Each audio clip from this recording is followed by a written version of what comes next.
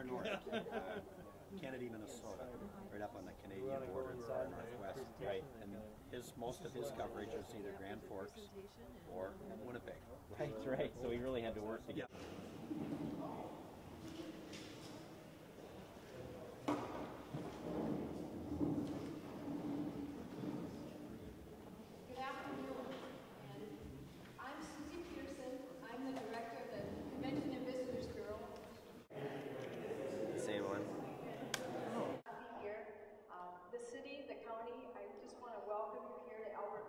So excited to have you here. You picked a perfect day to come. We're glad to be able to see this beautiful area, our gems, our jewels. In front of you is a cookie, and that has the Albert Lea logo on, and we deem Albert Lea as the land between the lakes. Albert Lea Lake and Fountain Lake, these are our jewels, and we are so proud of them, and we are so excited because of what can happen. As being a tourism director, I see this potential. This is huge economic impact for Minnesota and southern Minnesota. And we, in our area, southern Minnesota, with Austin, with Owatonna, partnering with these towns, this is huge because 35 cars come over our lakes. They see what a beautiful area, and they'll stop in. Our goal is to have so many people that are stopping in Albert Lea, in County, and it will benefit the whole state of Minnesota if we are able to have this project come to fruition. So with that, there's several members of the Watershed Board here, and the Watershed members, and I'd like to introduce you to Eric Pistorius, who's the president of the Watershed. Thank you. Again, welcome to Albert Lea and to Fountain Lake. This entire area of our watershed is the headwaters of the Shell Rock River. And it's got 5 major lakes in it, and Fountain Lake is within the city of Albert Lea, like Cindy said. In 2003, we formed this watershed, and shortly thereafter, a sales tax was passed, and it was actually passed with an 80% vote. In the fall of 2008, we completed the Edgewater dump cleanup, which is just to the north of us right here. 2009, we completed the South Industrial Park project. We think that this watershed district is one of the most active in the state, and this Board of Managers may be a little prejudiced, but we also think we have the hardest working staff and most active staff in the state on the watershed. So they have done extensive work. This watershed district has done very extensive work on all the tributaries and lakes leading into Fountain Lake. In other words, we are doing it right, cleaning up and stopping all the sedimentation and pollution above the lake, or what would flow into it. And then, with your help, clean up the lake. This is a very large project, and $7.5 million is an awful lot of money. But the watershed district and the community are matching these funds 50-50 to make a $15 million project. We believe that together we can do this. We appreciate your time and effort on this project, and thank you for coming today. I'm Brett Bakey, the District Administrator for the Watershed District, and once again I want to thank you all for coming back to our community and taking a look at our project. As Gary mentioned, we were formed in 2003 and the sales tax was passed in 2004. We started out with a $50,000 budget. We've grown to about a $5 million budget per year. We still operate with a $250,000 admin levy, so our administration costs are very low. All of our dollars go to projects. They go to local contractors and engineering consultants and firms. So we keep people working, and it's important that we keep the money that we collect back in the community.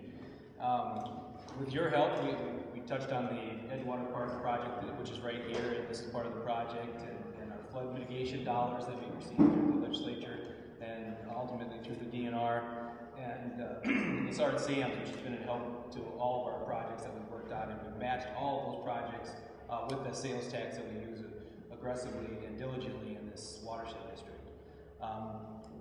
We feel that we've got a proven track record, and we're a good investment for the state of Minnesota. With that, I'm going to turn it over to Andy Henschel. Question often you reference the sales tax. Is that a single purpose sales tax? It is a single purpose. For this project? It is, yeah, absolutely. Who can answer questions about the fish barriers? The Director of Field Operations, Andy Henschel. I'll turn it over to him now. Thank you again. And again, thank you all for being here. Just to give you one quick concern. I know our watershed looks like the state of Wisconsin, but it's not Wisconsin. So, some questions quick? You want me to? Well, I saw that you, in several years, you installed 2. Are they working? Absolutely. A perfect example is our Picker Lake project, which again, what we did is we installed a fish barrier, electric fish barrier, in front of the, actually in front of 2 lakes. It was actually installed on state DNR land. And what we do is that fish barrier basically prevents any rough fish, carp, bullheads from going back up into the lakes and reproducing. So what we did is we actually put the rough fish barrier in, and then we actually treated the lake with roadkill, and it actually killed everything in the lake because the main thing in that lake was carp. And you can see once we did that, we actually did the application in 2009. In 2010, you can see the water quality numbers just dramatically increased. If you look at just water clarity, which is a real simple parameter to measure, we went from basically anywhere from an average of 3 to maybe a foot to actually 4 feet of water clarity, just in half a year. And you can see we start to meet some of the state standards or Minnesota pollution control standards as far as portable lake. First time we've ever done that in Picker Lake. Total phosphorus, again, we're not quite there, but a lot of this is contributing to internal loading, phosphorus that's sitting at the bottom of the lake. And I'll get to that more in my presentation. Any other quick questions? All right, I'll give you a little overview here. And I hope I run this projector the right way. So, Fountain Lake, again, is roughly located in the heart of downtown Albert Lea, pretty much almost entirely surrounded by the city of Albert Lea, especially if you look at the southeast side. Average surface area, 550 acres. Average depth right now, roughly 6 feet.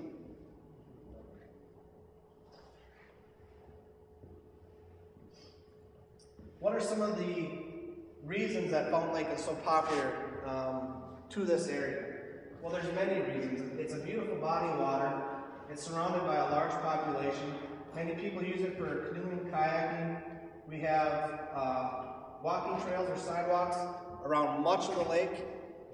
We also have a city beach on the lake that a lot of residents use as far as kids, taking their kids swimming, and of course the boating aspect of it, along with a lot of wildlife as far as ducks use it and people feeding the wildlife.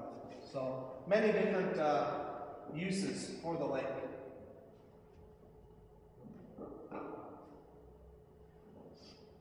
Again, and other people have mentioned this, it's a huge community desire to improve Fountain Lake. And this was shown in 2003 after the district was formed. In 2005, we asked for a local option sales tax that was dedicated to the watershed district to take care of these efforts or these issues that we had in the entire watershed. And again, it passed by 80%.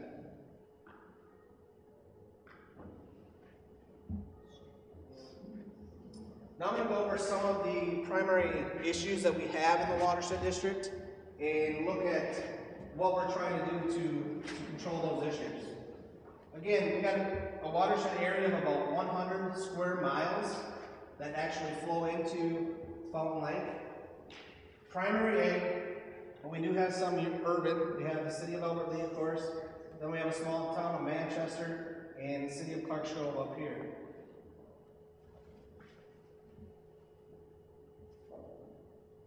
Sometimes it wants to work, sometimes it don't. Okay.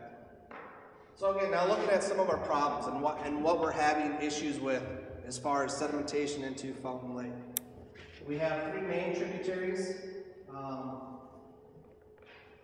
that flow into Fountain Lake from the north, northwest, and the west.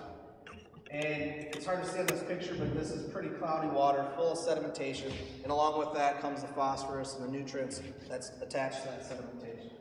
So those are the issues that the watershed district is trying to take care of. With this map, you can see that the sedimentation rates up in this top part of the lake right now are averaging 5 to 8 feet of accumulation in the north. We have 5 feet of sedimentation, which is right out here. You're looking at it, Wedge Creek comes in right just to the east of us, or west of us here, excuse me, and we're at about 5 feet of accumulation there. With that accumulation, again, with all the sediment coming in, associated with that is all the nutrients that are attached to that sediment. And phosphorus is one of our biggest ones. It creates algae blooms.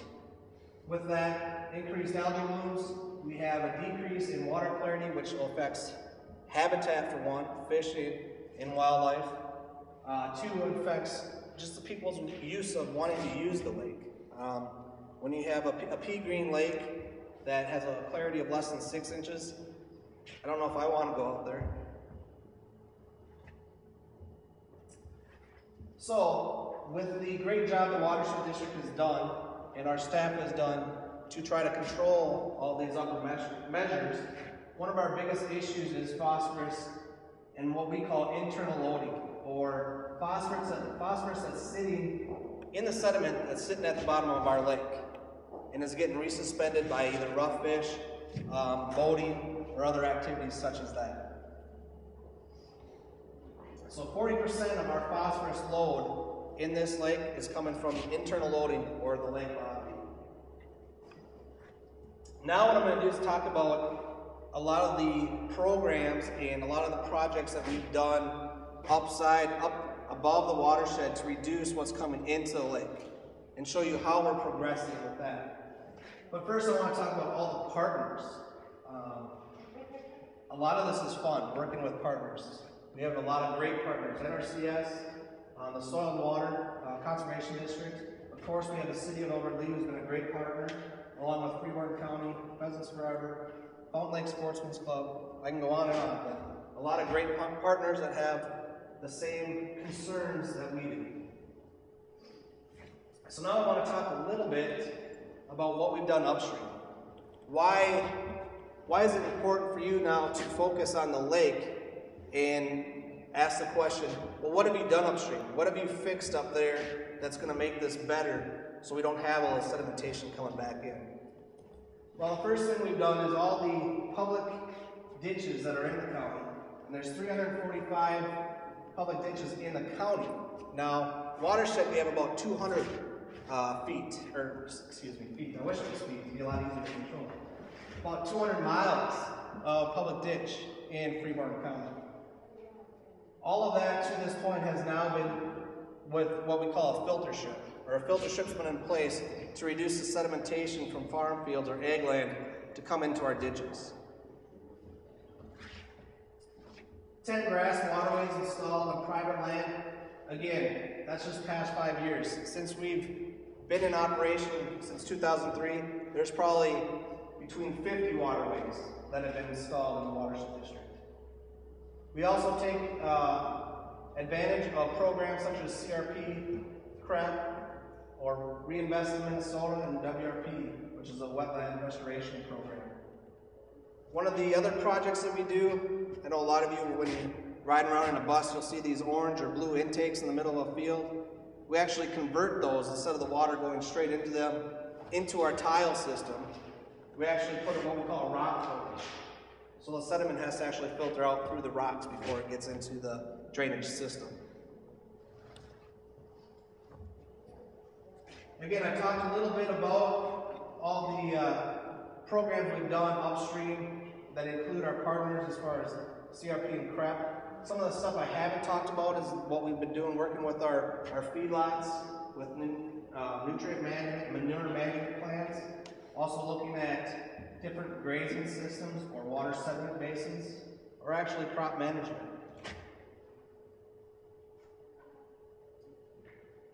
before I get into, again, this rough fish or improving our upland lakes, in 2001 to 2002, I actually worked for the Freeborn County Soil and Water Conservation District. And that was the start of many people pushing for the watershed to be established to improve our local resources, which is Fountain Lake. And when we did that, the big push was CRP filter strips. And I know I've talked a little bit about filter strips, but I really want to emphasize, I believe it was 2001, 2002, Freeborn County was number 2 or number 3 in the nation for the federal CRP filter strip sign-up. So we put miles and miles of filter strips in just a little bit of time between 2001 and 2003. So I'm going to get your question, it gets back to this. What is another way that we are looking at improving Fountain Lake? Well, again, rough fish management, or to reduce the impact that carp have on our lakes. I don't know how many of you have heard of carp and the devastation they can do to lakes as far as disrupting all vegetation that's in the lakes and basically stirring up that phosphorus back into the water column.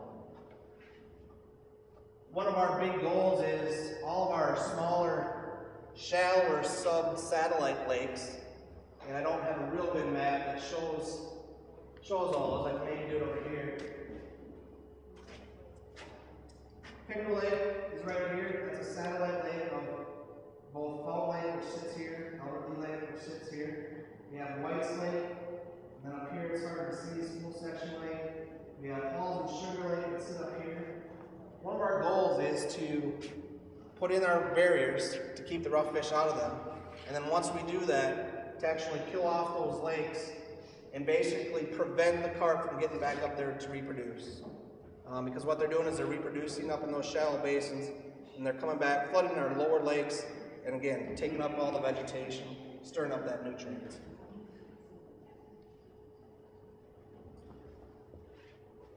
Some of the other work we've been doing upstream is really some bank stabilization or bluff stabilization, working on basically widening out our slopes, making them a 3-to-1 to a 4-to-1 slope rather than 2-to-1, so they don't undercut and all that sedimentation from the actual ditch system actually being flushed into the lake. Edgewater Park Reclamation Project, which is right out here, right where we're basically sitting right now. Again, there was a lot of nasty chemicals that were in that dump that were leaching to Fountain Lake. Again, another project that we the city worked on to try to take care of that issue. Again, so we're trying to clean up above the watershed.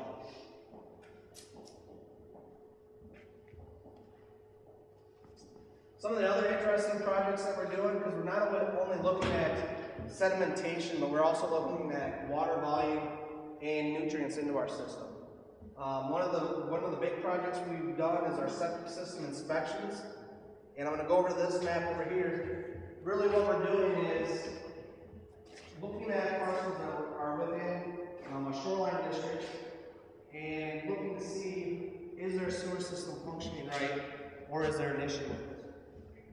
We've done over 749 parcels of property, or where homeowners or households would be. We've done every reach in the sub or upper watershed of Fountain Lake, Pickerel Lake, and Albert Lea.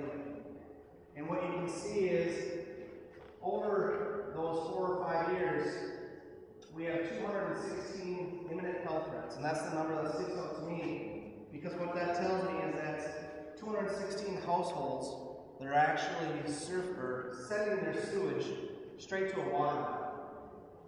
And most of these water bodies are ditch systems. You can see all the ditches out here that would actually lead down to Fountain Lake. So again, a huge project, not very popular with residents, but again, it shows you that there's an issue out there and that we're trying to fix that issue. As you can see the townships here that we've worked on. Hayward is on the slate for 2012, which is this township right here. Some of the other things we worked with the city of Albert Lea on street sweeping. We've also worked with the city of Albert Lea on installing rain gardens. We have some pilot projects we've done at the fairgrounds. We've also worked with Freeborn County at their new highway shop. We've cost shared with them to install a rain garden up there. Now I want to just look at what we've seen as far as since 2000, as far as the improvements of just the clarity on Albert Lea Lake, not the depth, just the clarity. As you can see, 2010, we had 2.7 feet.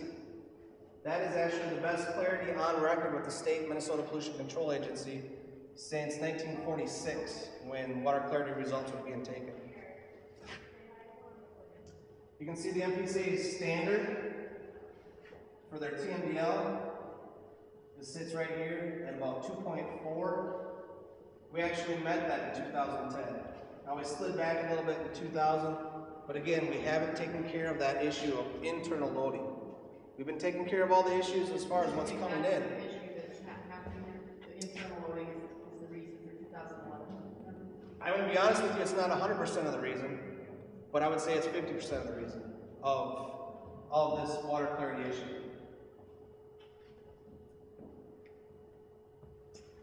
So why do we feel that this dredging project will further improve Fountain Lake? We've already seen improved water quality, but we believe we can see an even more improved water quality, or increase in depth, and also reduce that internal loading. We believe we can also improve the aquatic habitat, whether it be fish or wildlife. Along with that, we can improve recreational opportunities for everybody that uses the lake. Again, we're looking at a removal of approximately 1 million cubic yards of accumulated sediment. Estimated project cost, $15 million. It's a big price tag, but well worth the benefit. Half the project will be funded through the local option sales tax, which again shows our local support we have for the project. So if I'm done, so if there's any questions, yes? What depth? You said this was 6 feet. An average of 6 feet, yes. What depth are you looking at when you do the dredging? That has not, as of right now, been determined. What we are doing is working with our engineering firm, looking at where the best areas are, or most beneficial areas would be to dredge. I like the phrase, get the biggest bang for your buck. That's what we're looking at. Where can we dredge to get the biggest bang for our buck, not only for water quality, but for wildlife habitat and fisheries. What are the depths of the other 2 lakes? Pickerel Lake, average depth, 6.5 feet. Albert Lea Lake, average depth, probably 4 feet. And then you killed the carp in Pickerel Lakes? Mud Lake and Pickerel Lake, we have done a lake restoration. Fountain Lake, just due to the sheer size, due to the sheer water that comes in, the ditch systems that come into Fountain Lake, we don't find that it would be feasible to actually treat that lake and kill that lake off. There's too many hiding spots for the carp to go. The one unique thing about Pickerel Lake, it's at the top of our chain of lakes, which means the water basically drains in this area here. So this was the top lake in the chain of lakes. So we wanted to start at the top of our lakes to do restoration projects. This lake has very few, basically one main ditch, so it was much easier to control and to confine those carp into one area to kill off. Yes. Yep. Any other questions? Have you tried to access like LCCMR funds, Legislative Citizens Commission on Soil Resources, and then the other one that I call Heritage funds, but a big part of that is to go to clean water. Yep. The sales tax is voted by the voters. Yes. We have gone to them. LCCMR, I'm unfortunate to say we have not. We have written grants to them, have not seen any funding through them for any of our projects. The Lessard Sands, we have gone to them for a project on Albert Lea Lake and have been funded for that, which was a huge benefit to this area also. What kind of funding did you get? From the Lessard Sands, this project right here, which is purchasing 257 continuous acres of the Shell Rock River, and we did that in joint with the Minnesota DNR as a AMA, or an aquatic management. And that was a $2.5 million project.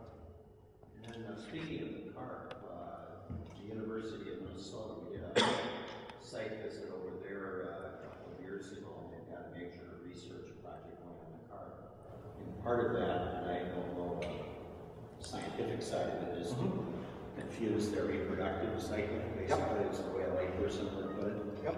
And some of their initial tests have been highly successful. So Yes. maybe when you're talking about this lake, instead of killing it off, that might be a possibility if their research is as sound as it sounds like. Yeah, it's fun to talk about carp because the research that they're pouring into carp research, especially with the Asian carp coming, it's fun, they're working with pheromones to try to concentrate them and net them. We've actually used some of that study with Pickerel Lake, and one of the main concerns was that if we did the chemical reclamation, what happens if we don't get all of it? What happens if we leave some in there? How long is it going to be before the carp, pretty much destroy all of our vegetation and turn our water quality into 6 inches?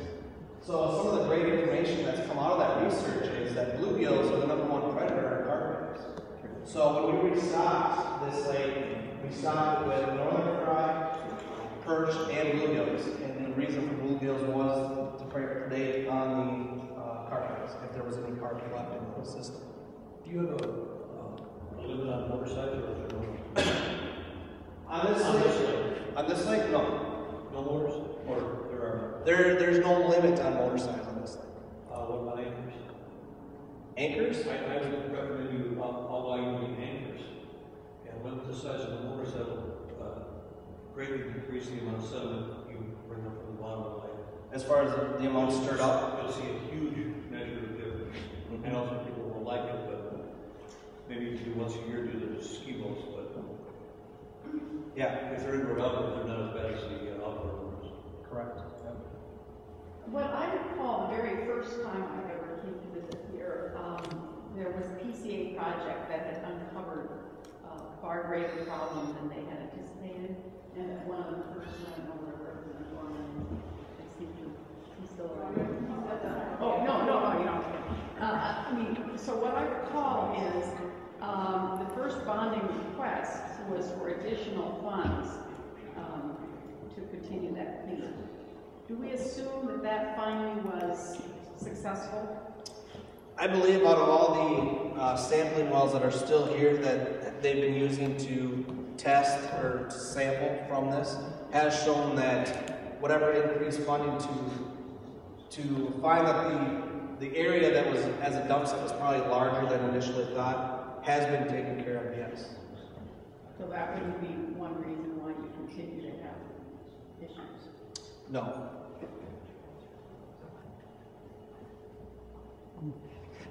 The other thing I want to leave you with is it's not like we're going to stop. Once we get this project done, it's not like we're going to stop going up in this upper watershed and continually doing projects. I mean, we're going to continually do projects. As we all know, eggplant can shift from one practice to another. And when you see shifts like that, conservation also shifts. So when you see that, you have to shift with it and increase different types of conservation in those programs to also protect your bodies of water downstream. And we plan on doing that. And I think, if you look at our SCS program, our pollution prevention program, looking at sewers, we didn't stop when we got down here or covered everything above it. We're going to go down and do the rest of the townships as the years persist. So we definitely look at all the issues, and we try to resolve all the issues. And I know we can never resolve 100% of them, but we can sure do our darndest to take care of most of them. These guys have done their work. We're not asking them to come in. The start of this project was the dredging of the Albert Lea here. When I moved here in 1983, there were already articles in the paper at that time calling for the dredging of Albert Lea. And every year since, there's been articles calling for the dredging of Albert Lea. We've done the work. We've gone above and beyond. They've gone outside the lake here, taking care of the problems. A lot of the problems that are contributing to the quality of the lake here. This is the next step. We want Albert Lea to become a destination city. It's important, not only for that purpose, but for the people that live here now. Water quality is very important. When this lake turns very green in August, you don't get a lot of usage of it. And so it'd be nice to get that cleaned up, have it clean for our kids, the families that live here, and then also to help make this a destination area for people in southern Minnesota, Iowa, throughout the Midwest. So again, thanks for coming down today. Any questions that we can help you with? We're glad to hear that. Sure. I think it would be real beneficial, at least for me, if you could give us some idea how extensive this dredging is going to be. And have you measured the lake bottom to see if the phosphorus is at more depth in certain areas of the lake than the lake bottom, or not? And we do have some of that research. We have done some sediment samples on the bottom, have developed how much phosphorus it contains. The one thing we don't have real good data at is we haven't gone down through the different, let's call it segments of sedimentation yet. It's definitely something that's on our list to eventually do through the permitting process, but we're not there yet. We do also have it mapped, our soft sediment mapped, on the different depths or accumulations of what we call muck or our soft sediment. And you remember that slide back that showed 5 to 8 feet of accumulation? That's where we're getting those numbers. So we have our numbers pretty definite in how deep our accumulation is. What we need to do now is figure out with those numbers how much of that we can dredge and what those strategic areas are to dredge. It does seem to me that we've had a better success at the local level when we try to control ag impacts on water than we might if it were coming from the state level. But there's more. My sense always has been that at the state level there was always more resistance from the ag community, but maybe having it come from the local level, they understand the motivation and. Absolutely. I mean, I've always worked in this area. I have never, once I was out of college, I've never not worked in Freeburg County. This is my hometown. I would say that's probably one of the biggest assets that we have as a watershed district, is our ag community is willing to work with us. Whether it be rock limits, whether it be filter strips, whether it be CREP or WRP projects. I mean, they're willing to work with us. They're willing to at least listen to us and see what we have to say and show them how we can make a better product, not only for them, but for everybody that lives in this community. So I think the education process is helpful with that. And if you have the whole community working together, everybody kind of pulls together. You're right, they work harder on it. It's just coming down from the state. And what we heard at those higher ed institutions is that all of these projects where we invest capital, where we have a bonding bill, it's all about the economy. The return on investment is that there is an economic impact from these projects, and clearly your local community understands that. Those higher ed campuses could talk about the fact that when we invest in those campuses, we prepare the workforce of the future. We met wind turbine technology students today. So they're always looking at what are those jobs of the future. And I think that's the important thing to remember about the bonding bill. Yes, it's about putting people to work, construction and architects and engineers, but the reason you do it is for the state to ask what infrastructure has to be in place in order for the economy to thrive. That's our role. Business and industry are going to create the jobs, but we have to do a little bit, and that is build the sewer systems or build the roads or build the higher ed institutions, the pieces that make it possible for the local community to thrive. And your impressions here on this watershed project? Well, I am so impressed, I have to say. A local community sees the vision. When you improve the water source, you improve the potential for recreation, you improve the potential for tourism, and all of that is about the health of your local community. And so when I see a local community that so gets it, I am excited to think that the state will partner in that effort. You're putting a lot of local effort into it, and what we're saying is in these instances it's going to be healthy for the state also, and it makes sense for us to partner with you. So I came here a long time ago when that first PCA project uncovered the mess. And what we discovered is it was much worse than we thought, and the money that the PCA had put into this wasn't sufficient. And that was our first bonding project, to put some additional money into first solving that problem. But each year, clearly, you're getting better and better. Bonding was kind of suspect the last time. Now this is going to be the bonding year? Yes. Is there a cap figure? Well, the Office of Management and Budget will give us the number. We are fiscal conservatives. We never overborrow. We borrow what's the sustainable level, and the Office of Management and Budget tells us what that is. We have debt service guidelines. Right now, we think that number is $775 million.